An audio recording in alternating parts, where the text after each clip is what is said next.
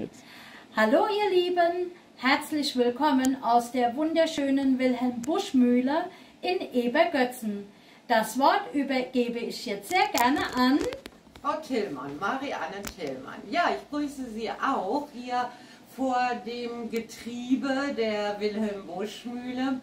Ich wollte Ihnen das Haus ein wenig schmackhaft machen. Wir sind ein kleines Museum, ein Förderkreis, der sich hier kümmert um viele Themen. Wenn Sie uns besuchen, erfahren Sie natürlich vieles über Wilhelm Busch, sein Leben, sein Werk, seine besondere Beziehung, die er hier zum Müller hatte. Aber man kann auch, und das ist sicher genauso wichtig, eine historische Mühle erleben. Die Mühle ist betriebsbereit, wir machen tatsächlich noch Mehl. Und wenn man sich das anschaut, dann wird einem die Bedeutung von Brot nochmal so richtig bewusst.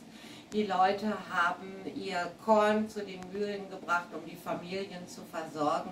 Diese alte Technik, die alten Vorgehensweisen, die können Sie bei uns tatsächlich hautnah erleben. Samt Staub und Krach einer Mühle, bei uns klappert es noch.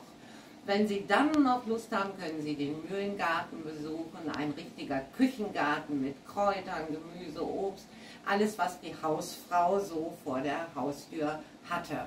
Und wenn Sie dann noch Zeit und Lust haben, gibt es noch das Europäische Brotmuseum, das sicherlich auch einen Besuch lohnt.